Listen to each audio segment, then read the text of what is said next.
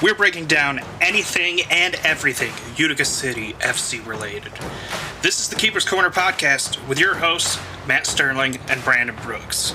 Let's get into it. Hello, welcome to another edition of the Keeper's Corner podcast. As always, Matt's here. Unfortunately, Brandon couldn't join us tonight, scheduling conflict. But in his place, we have the FC fanatic Matt Huber back, fresh from his visit to the MASL Combine. Matt, how's it going? You know, I'm still recovering and still getting over what happened at the Combine. Yeah, y'all are stuck with me for this week. Haha.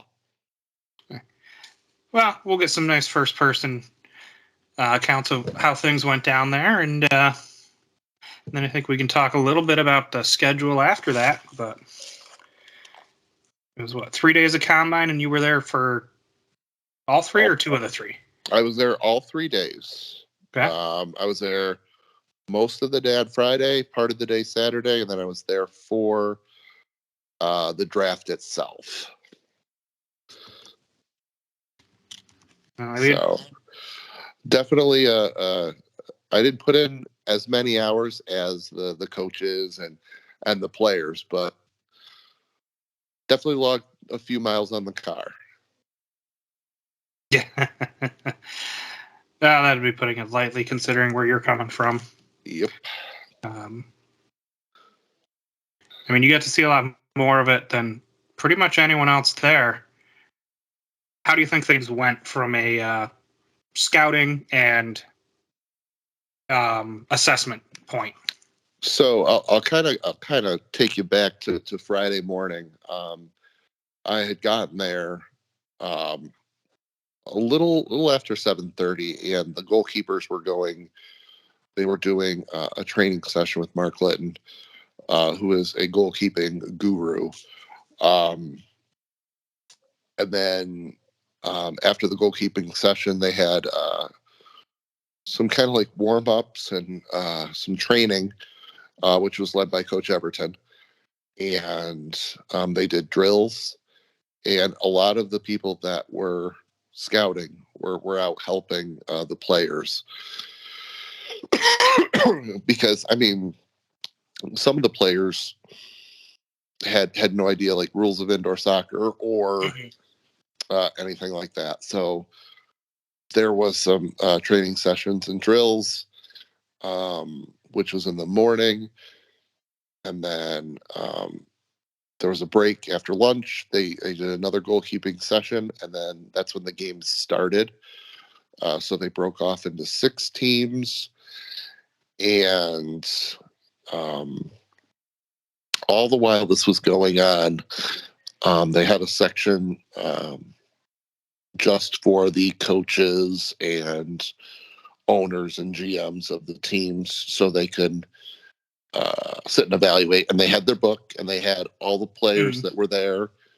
They had a number attached, and it basically broke down where they went to school, what's their experience, things like that. So they had games pretty much up until about 9:00 Friday. Okay. And then Saturday it was the same exact thing. It was games all day. And then Sunday, there was a cut down to 48. And we saw those players play on Sunday. And then the draft happened. So definitely a long week, like I said, for a lot of the evaluators and players. And for some, it was successful. And for others, I mean, there's definitely opportunities out there that they can follow.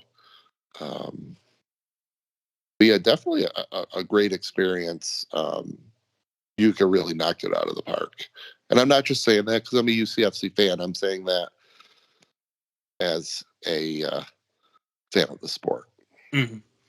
Well, yeah, it's going to be tough to beat when you get to come into a facility that's, still in its first year of operation, has state-of-the-art, best of the best equipment that you can get at this point, and can bring in all these other franchises, give them a chance to see what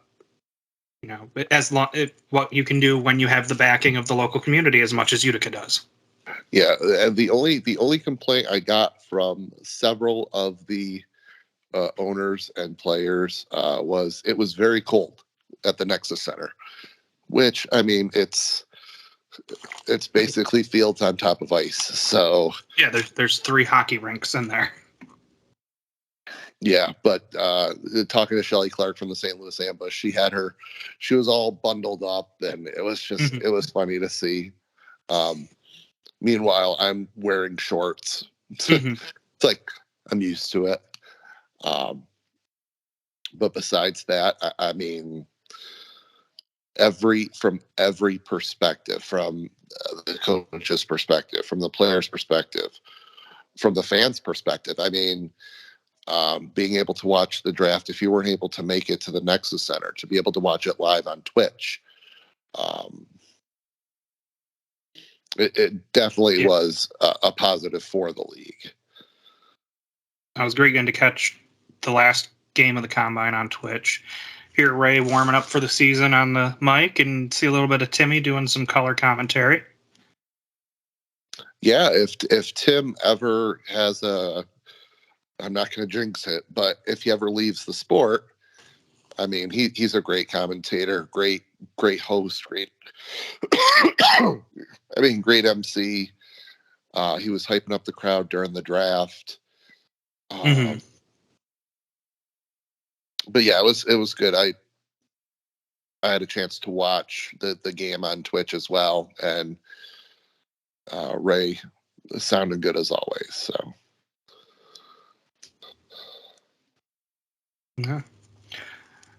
So Utica took 3 players in the draft. Yep. We have Emmanuel Belliard in the first round, Louis DJ Albert in the second, and then I'm going to pronounce this wrong probably, Abdullahi Gadao. Oh, wow, okay. In the third round. Yep. Definitely interesting to witness the draft on the floor. Once again, I want to thank Coach Giuliano Oliveira for the opportunity to sit in on the draft itself at Draft Central. So I kind of want to backtrack a little bit. The second pick was to the Empire Strikers. Yes. And Empire selected Riley Uri, who is a local Utica boy. And the level of confusion that was brought about throughout the room was kind of interesting to see up front and up close and personal, because I mean it's a local guy, and I would imagine that teams wanted to pick guys that were more local to their area. I mean, you saw that throughout the draft. A lot of teams went local, and to see him go second kind of makes me wonder if he was still there at 6, if Utica would have taken him. But I mean, Riley Uri, great player out of Utica, University of Vermont. But I mean, Utica's still getting 3 great players. I had my handy dandy notebook ready, and wrote down notes on a few of the players. And one of the players was actually our second round pick, DJ Albert. I'll take you back to Emmanuel Belliard first. Great midfielder, very crafty. I think if visa issues are still an issue, might fit into where like a Christian Segura would be. DJ Albert, one of my favorites. I mean, he's 6 foot, built like a defender. But has this. He reminds me of another former Utica player, Darren Toby. He reminds me a lot of Darren Toby. Very smart with the ball. Okay. Doesn't try and go for like the home run hit. He keeps it in play, keeps it our possession, and can score. He scored a goal in one of the games on Twitch. I believe he scored a goal, or no, he scored one on Saturday while I was there. And then our third pick, very speedy defender, Abdulhi Gadao, Utica boy, as well. Interesting. Kansas City, the pick before, also went with a player from the area, Ramazani Juma. Had a hat trick in or I don't know what they called it, the Legends game or the Elite Classic or whatever. Yeah. The game that was on Twitch. He had hat trick, and I think he scored the game winner during the shootout. Yes. So he was on a lot of people's radars. Surprised he went in the third round. We had heard, Timmy Goldman singing his praises. He was the first person I had on my sheet. So definitely a good draft, not only for the area, for Utica as a team, but also as a city as well. Yeah. Just represent across the league. Absolutely. And it gives credit to the fact that, because a lot of, I believe all three of those guys, they played for Krajishnik, right? Or at least two of them did. Yes. Riley Uri, I know did. It's kind of funny. On Friday, I'm just sitting there as a regular fan, and I had players to the left of me and players to the right of me, and Riley came up and sat down, and we were talking, and basically asked me, like, what does this league, like, what do you think they're looking for? And I told him what I think they're looking for, and he started telling me, he's like, oh yeah, I played for the outdoor team, the Krajishnik, and I played with Isak and Clinton, and just named off a list of Utica players. So, yeah, it's going to be interesting, I think, to see how many of our draft picks play for the M2. Or just to develop them, if nothing else. So I got to thinking. I think if I were to guess, I think one of them will play in the MASL this season, right off the bat. I think DJ Albert. He played for this Chicago Mustangs of the M2. So I think he's got the indoor capability right now to play. And I think with Emmanuel Belliard and Godot, I think you'll probably see them more on an M2. See, I had my eye on Belliard because he's played on the Dominican national futsal team. Yeah. Everton going futsal with the first round. Everton, Tommy Tanner, Nate Bordeaux. Andrew Coughlin was there. They all knocked it out of the park with our picks. I couldn't really. They didn't really want to look at me throughout the draft because I was sitting at Milwaukee's table. But well, they should have invited you down then instead of leaving it up. No. They know they picked amazing. I told Coach that, and I told Tommy afterwards. I'm like, you guys nailed it. Couldn't be happier with our draft. Yeah, I'm excited to see what these guys can bring to the table this year or in the year's future. Yeah, absolutely. And it's going to be interesting, like, not just the Utica guys, but the players that I saw that I really liked, see what they do for their teams. Case in point, there's a goalie that got drafted by Dallas. His name's Justin Henry, and he plays goalie without gloves. He is a futsal goalie. Okay. Had no gloves on the entire time. Now, kudos to him, because that takes some major cojones. Yeah. So definitely, it'll be interesting to see. I think he's going to be one of those players that gets inputted right into the lineup for Dallas. Um, and then Harrisburg. I mean, Harrisburg had some great picks themselves.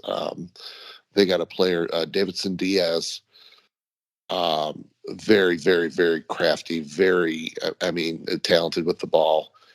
So Harrisburg definitely stocked up as well. So it's not just. I think every team got better with their picks. Nice. It'll be interesting to see who plays for them and plays for them in the future. Yeah, because I mean, we saw a lot of players last year that just disappeared after they were drafted. So hopefully, with year 2, we can start seeing some further development and improvement of scouting and recruiting for this league. The better talent we bring in, the more eyes will come on it. Yeah, I think they brought this up yesterday on Goals and Boards. Like, a percentage of the players that got drafted we'll see sometime in the MASL, and I think about 20%. I think you'll see about 20%. I hope it's more, because what I saw was, I think, with a really, really good training, preseason training, I think these guys can do great things right away. Yeah. All right, so I think that covers the combine. You got preseason coming up here quickly, and then we get right into the season to kick off December. We finally got our schedule release. Became, quite a bit later than the league had originally announced, and yeah, it was a few weeks.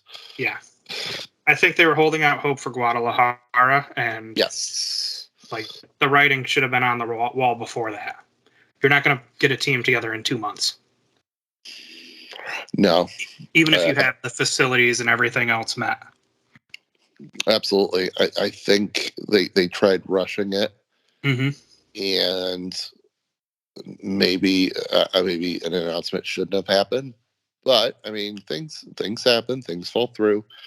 You adapt. You make do with what you have, which is what the league did. It would have been nice with a little communication, like, hey, we're working on the schedule still. Be patient, Yeah, that tends to be one of the biggest issues with the league, is lack of communication and transparency. I would say it's if you I agree. have a contact, yeah, you can get some info out of it. But for the general public or your more casual fans, where it's like, well, I know I'm going to go to a few games this year, but I'd like to see the schedule to know which ones I might want to go to. I knew nothing. Knowing that, yeah. I asked an official of the MASL when the schedule would come out, and I got the response of soon. So I got nothing. But we have Utica's schedule. It's certainly a lot blander than last year, and obviously it was going to be with Florida bowing out. Yeah, I mean, yeah, it's definitely, well, yeah, I'll say there's some good things and some bad things about the schedule. Mhm. I mean, the good thing is we have a schedule. Yay. Yeah. But I mean, the first bad thing is right out of the gate. Yes. What are our first 5 games? Our first 6 are Harrisburg, Baltimore, Harrisburg, Harrisburg, Baltimore, Harrisburg. Yeah. So for the first month of the season, we're gonna see Baltimore and Harrisburg, and that's it. Yep. A good heaping helping of heat and blarst. I mean, it's good in a way, but it's also really bad. Hmm. Like we see them 6 times a year. I think last year we only saw them 4, which is great. Yeah, having Florida really helped with that. Yeah, so I think getting a lot of the games makes way for a more interesting schedule. Hmm. But at the same time, I probably would have liked these spread out a little more, if Yeah. possible.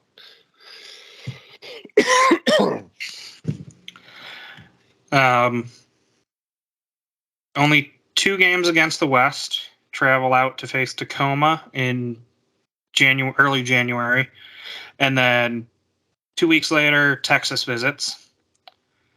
Yeah, I mean that if we go back, that is so we see Baltimore and Harrisburg a bunch, and then it is a road trip. Hmm. Milwaukee, it's an interesting one. Milwaukee and then Tacoma for one game. Yeah. Normally you see Tacoma play an Eastern team for like 2 games, but instead it's Milwaukee on the 4th and then Tacoma on the 6th, and then we are still on the road and we play St. Louis and Kansas City. So that's a little better, but um, yeah, and then Texas. It'll be good to see them in a rematch of that Hmm. overtime thriller from last year. And then,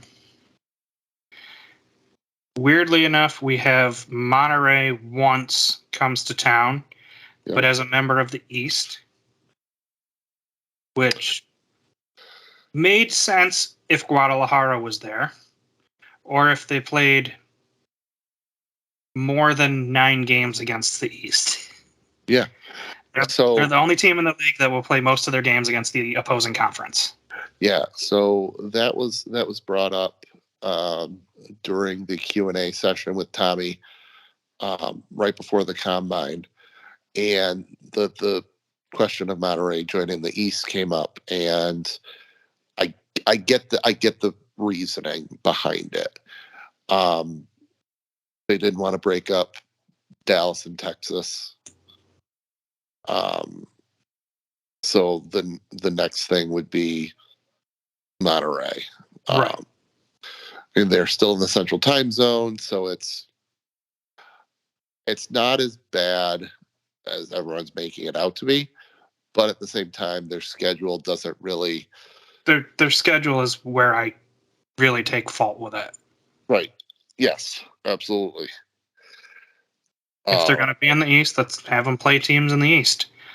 They're a good team. I would have loved to have seen 2, 3, 4 games against them, but you know what? yeah. As a member of the Eastern Conference, it'll be nice to see an Eastern Conference team play Chihuahua 6 times. I'm cool with that. I'm cool with them playing San Diego. I'm cool with them losing games like that. Excuse me. No. Otherwise, we get Milwaukee 3 times. So we play Kansas City 3 times. and St. Louis 3 times. So there's 12 games against 2 teams, 9 games against 3, and then 3 games split up with 1 game against 3 separate teams. Yeah, and we go out to Milwaukee and Kansas City twice, and they come here once. And then it's flip-flop with St. Louis. Mm-hmm. They come here for a weekend set, and we go out there once. Yep. So, I mean, home schedule-wise, I mean, it's okay. I mean, you've got Texas and you've got Monterey coming in, which is kind of cool. Mm-hmm. And then it's either KC, Milwaukee, Baltimore, or Harrisburg. Or St. Louis. But yeah. I think we have to look at it once again. I think we have to look at it as we've got a schedule out. Now fans can start getting excited for preseason training, which is starting in a couple weeks, I want to say. I think it's middle of November. And then I'm sure we're going to have an exhibition game. And then our season starts. Right. We do have a few unique games this year. We have our first New Year's Eve game. That is the 6th game in December on Sunday the 31st at 3 in the afternoon at the Odd. First time Utica's had that. That's the Cheers for Beers game as well. Yeah, that low scoring one from last year that took overtime to beat the Heat. Yes. 1 goal scored before the 4th quarter, 2 in the 4th to tie it, and then the game winner. Yeah, but it was fine. Hey, we got the win. Just the fans didn't get a lot of discounted beer. I was perfectly fine with that. I was happy to go to 72 and celebrate a win. So, yeah. And another interesting date. We have a game on The return of the St. Patrick's Day. March 17th. Yeah. It'll be 6 years to the day since Mississauga came in and stomped and stunned Utica. Stomped was an understatement that day. That was a bad day. I don't like to think about it, but things have changed since then. So, yes. But yeah, New Year's Eve is going to be great. St. Patrick's Day game's going to be great. Yeah, I mean, I'm ready to start this season. To be honest, that combine just got me in the mood. Yeah, it was great to see it again. I think my biggest surprise for the schedule really was that we don't get any of our midweek games this year over the school holidays. Not hugely surprising because the league doesn't like to do that, but It's a good chance here in New York not to compete with fans wanting to stay home to watch the Bills or the Jets or the Giants. Well, at this point, I mean, no one wants to stay home and watch the Giants. I don't. I've already moved on from the Giants. I'm like, I just want Utica to start so I can cheer for something positive. Yeah. And as a Titans fan, I'm very aware of how bad of a season I'm about to have. And that's yeah.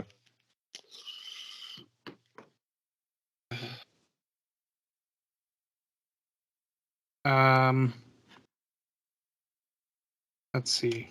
There's one thing I was checking quick.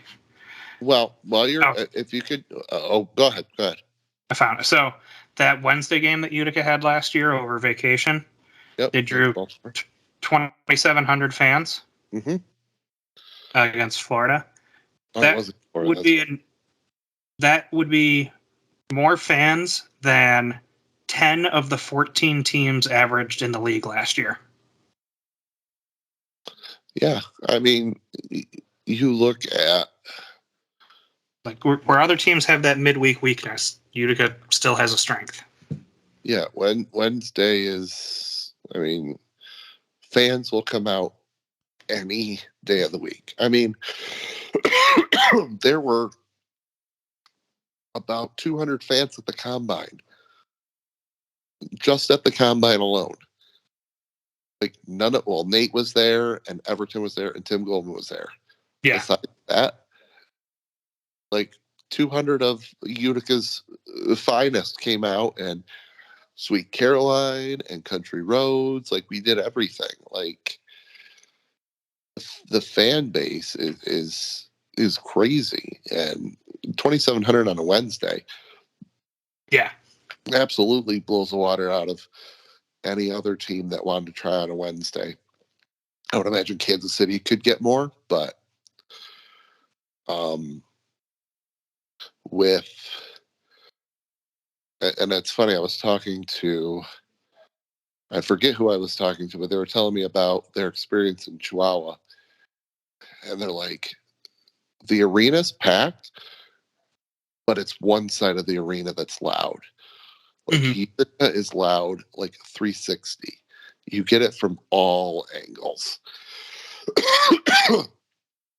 And we can do that on a Wednesday. Yeah. So maybe our average attendance will be up because we don't have that midweek game. It'd be nice to crack the top three again. Oh, we will, 100%. As we've continued to do every year that the team has been active. Yep. I think Tommy and the crew over there have been doing a great job, and I think we're going to see more from them commercial wise, hopefully, and pushing the product out. Now that a lot of people in Utica are aware of it, I think we're going to see more. I think we're going to see an increase in attendance this year. I really do. Yeah, I'd love to see a return to what we saw the first year. Yep, absolutely. I think we can get that place. I mean, I still watch the video of the Kansas City Utica playoff game. The montage from that day. Still get goosebumps. That place was loud. The playoff game against Milwaukee was loud. I think that's just going to carry over to this year. Yeah. You have something that you can believe in after making it back to the playoffs and taking Milwaukee to the decisive game 3. Yeah. And I mean, you're not going to see some of the players that you're used to seeing out on the field. But, I mean, there's going to be a lot of guys that are stepping up, and I mean, that's what Utica does. Utica takes in those players and welcomes them with open arms. Mo NDI said it. He's ready. Like, he came and played and saw the atmosphere, and he's ready to bring that, and Utica's ready for him. And whoever else decides they want to play for Utica, we welcome everybody with open arms. Like, unless you're Nelson Santana, and then it's well, you know, everyone needs a villain to unite behind or against. It will be nice if he does play to boo him every time he touches the ball. That will be therapeutic for me. Now that's yet to be announced at this point, and he was getting up there in age, so who knows? He may decide it's time to hang up the turf shoes and ride off into the sunset. in his motorized wheelchair. Yeah, who knows? You mentioned how they're already promoting everything for the team. It was announced today Timmy Goldman will be bringing back his trivia at 72 Tavern and Grill one night every month from November through March from 6 to 8 p.m. on Wednesdays. Yes, and he has his own mozzarella sticks named after him. Yes. Gordy has a chicken bacon ranch wrap, I believe. Yeah, it's kind of funny. So after the combine, I had a chance to sit down and have dinner with Tim, and he saw the mozzarella sticks, and our waitress came over and we were quizzing her. Mm-hmm. We're like, now, have you heard of these Timmy Goldman mozzarella sticks? And she's like, yeah, I'm like, are they really good? And she's like, yeah, they're pretty good. And Tim's like, are they big or how? Like, what? And she's like, yeah, it's a pretty good size. And I go, do you know who that's named after? And she's like, I go, do you know who Tim Goldman is? And she goes, is he right there? And he's like, yes. But the mozzarella sticks are Tim Goldman approved. I kind of wish there were two giant ones so we could call them Timmy Two Sticks. Yeah. It's Timmy Four Sticks. And he doesn't get any of the royalties. He wants royalties. We were just joking around. He's like, I don't get any money from this. So yeah, it's cool to see Tim doing trivia. Hannah and I had a chance to do it out at the Utica Zoo this year. It was great. And I think having it at 72, it'll be fun. Yeah. Since we're promoting things for the players, we want to wish Steph Mijatovic the best of luck. He is out in Dubai right now with the World Mini Football Federation. The World Cup is going on right now. They're paired with Bahrain, Romania, and someone else. I forget who it is. But I think play starts later tonight, maybe tomorrow. The team is stacked. I mean, it is a who's who of MASL players. I mean, you've got the Tayu brothers, you've got Drew Ruggles, Chad Vandergriff, Boris Pardo, Sebastian Mendez, David Ortiz, Israel Cisse. Like the years of experience on that team, it's just unreal. So the World Cup kicks off in 8 hours with Mexico versus Ireland. USA's first match is against Spain. Is it Spain, Romania, Bahrain, or is it? Let me see if I can find the table. I know Bahrain is one of them. Matches. If it'll let me click on it. First round: Spain, Sudan, and Romania. Oh, okay. Yeah, you said who's who. The first name on the roster is Ian Bennett. Yeah, I mean, Stuart Grable, Marcio Leite, Steph, David Ortiz, Boris Pardo, Zach Reggett, Drew Ruggles, Cisse, Justin Stinson, Frank Tayu, Chad Vandergriff. Yeah. It's loaded.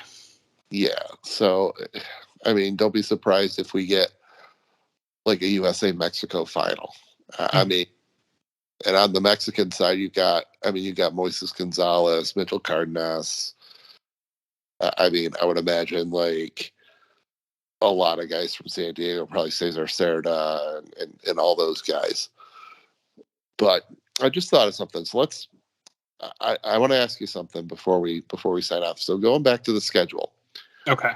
What game are you most excited to see?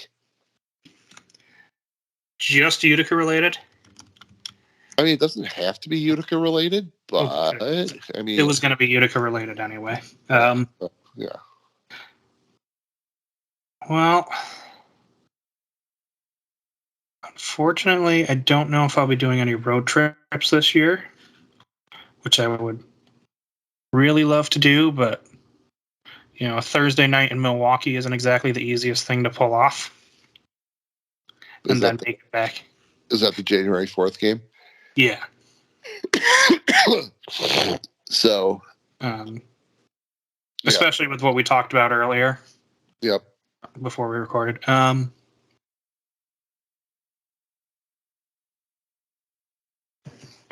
mean, obviously for me, it's more about the atmosphere for this one, but it's the St. Louis or the St. Patrick's Day return, simply because do they bring back the green kits? And where can I get a sleeveless green Utica City shirt so I can show off the tattoo since I got it touched up? Yeah. And it is that St. Patrick's logo. Oh, I forgot to show the players. Oh, well, whatever. Yeah, the St. Patrick's Day game. So mine, I can't wait until Texas comes back. Like that game right there, Sebastian Mendez bore us up for 5 goals. Mm-hmm. And David Ortiz, Pollo and net. That's going to be a great game. Hopefully, I don't know yet. It all depends on a few things. I might be going to that January 4th game. But that's not the game I would be excited about. I mean, yeah, I'd be excited about going, but I've been to Milwaukee already. But going to Tacoma on the 6th, just to see what it's like there. Maybe seeing Danny Walton play for the last time. Yeah. I've had some really nice conversations with him, and he's just such a nice guy, and it would be good to see him one more time if he retires. Yeah, that would be those would be the 2 games I'm excited about, is Tacoma on the road and then Texas at home. Mm-hmm.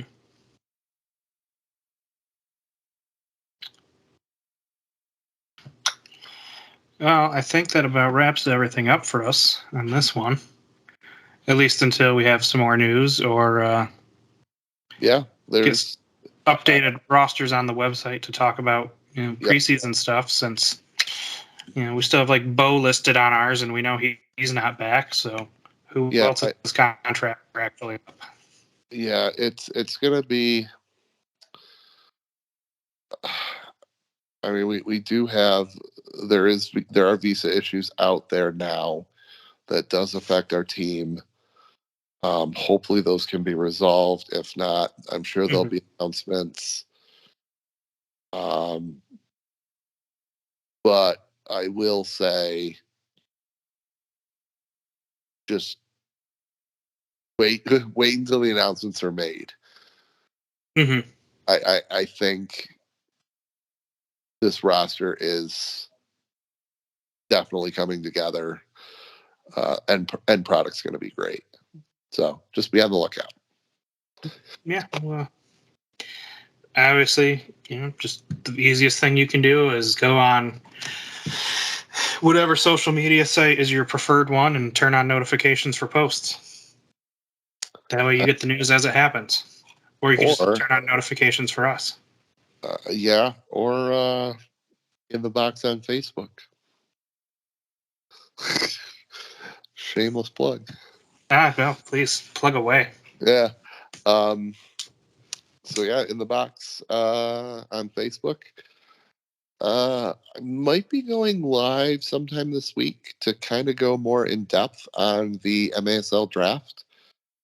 Kind of give you my opinions on who made out well, who didn't, and schedules. I'll talk about some schedules, and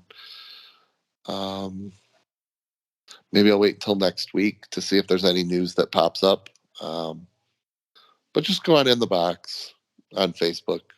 I post there all the time. I posted my entire experience at the MASL Combine, including one of the weirdest pictures ever. I'm still shaking my head as to why I'm in that picture. Do you know which one I'm talking about? Yes, the one where you got included with everyone else that was part of the draft. Yeah, all of the draftees, coaches, owners, and me. Weird. But yeah, so just head over there for more MASL related content, especially more Utica content. All right. So that's everything for us. You know where to find us on social media by now, hopefully. If not, just go to whichever website you prefer to use. Search for Keeper's Corner Pod. Give us a follow, give us a like, give us a whatever they're calling it now. I don't know what the kids call it these days. I don't know. I'm going to keep dead naming that site and calling it Twitter. Yeah, that's right. We're barely over a month out from soccer, so. Yeah, it's right around the corner. Let's get excited. Yep. All right. Matt, thank you for joining us. Anytime. For me, I guess. The Royal Us. That's right. Have a wonderful night. Everyone else, thank you for listening. We'll catch you next time. Thank you for listening to the Keeper's Corner podcast on whatever podcast app you use. Please make sure to hit that subscribe button so you never miss an episode.